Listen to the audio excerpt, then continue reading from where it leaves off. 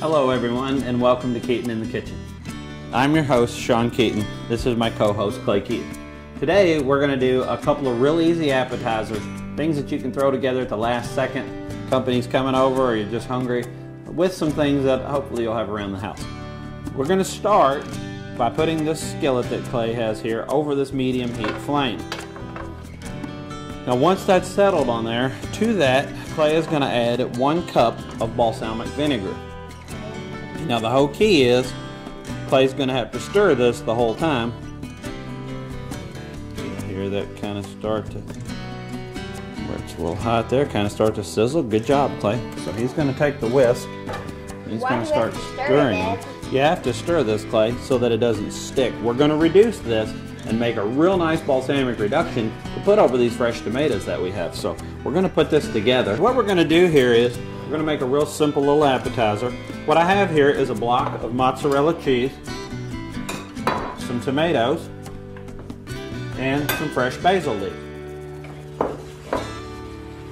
While Clay's making our balsamic reduction, I'm going to work on cutting some of these up. So this is going to tie in really nice with our gardens because most of the stuff we grew, other than the mozzarella, all of it came from here locally. So I'm going to take these tomatoes. Now this is also a good recipe to make if you have some tomatoes that have bad spots in them. Like this tomato here has a ridge in it where it grew kind of funny. So I'll take my knife and I'll just cut this out. Now I have washed these tomatoes prior to this. You don't necessarily need to peel these. A lot of times in a lot of my recipes I will peel the tomatoes, but I'm not going to here. So I want to cut just the bottom of this off so it'll sit nice and flat.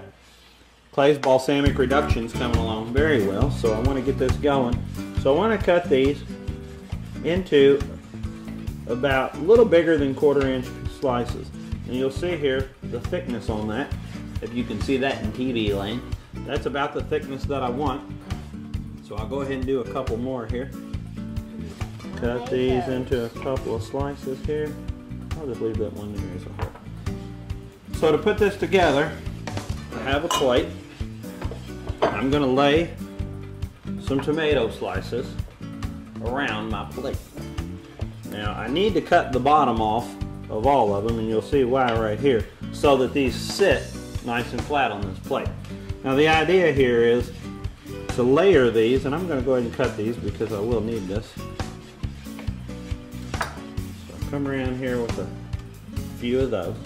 To that I'm going to add some fresh basil leaves that we just picked and washed. So I'll put these basil leaves over here. Clay's reduction is going very, very good. So I'll put a few of these leaves on each one of them here, like so. Now, the key to cutting cheese is having an extremely sharp knife. Now, I say cutting cheese, no pun intended. You can use a cheese slicer for this, but mozzarella is a very soft cheese. So if you don't have a really sharp knife, you're going to have trouble and you're going to end up mashing this rather than cutting it. So I want to set it down on the side here. Just kind of go through it with this knife. Cut off a nice thick slice, and I'll place one on each one of these tomatoes. Clay's balsamic reduction is going very well. It's reduced down right now to about 2/3. We want that to get down to about half, and then it'll kind of thicken up and become a little more of a glaze. So what's going to be in there, we're going to drizzle over the top of this here in just a minute. I'll go with another slice of tomato over the tops of these. Cut these off here where they're nice and flat. Go back with some more of my basil leaves. So I'll load up some basil leaves here on each of these. A little more of my mozzarella. Some of these weren't full tomato slices. Now, you remember where I was talking about your tomatoes didn't have to be perfect. And this is the reason why right here. As this is going, you really can't tell because it's getting covered up by the cheese and the fresh basil. Last piece there. Like now for the finale really, I'll get me a real nice round tomato here. Cut off a couple of slices of him. Look at that. That does look good, buddy. Okay, now I am going to add salt and pepper to this dish. But I'm not going to do it yet because when I pour this balsamic over the top, it would run a lot of my salt and pepper off as it dribbles down the side. So use this right here. It has reduced to almost half, Dad. It has reduced to half, so turn off our oven there. We got it here.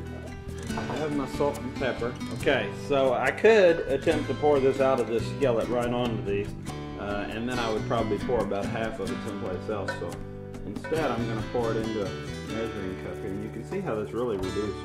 That reduced down a whole lot, which is really nice. This is down to about a half, exactly where we wanted it. So now I'll take this, and I'm just going to drizzle this over each one.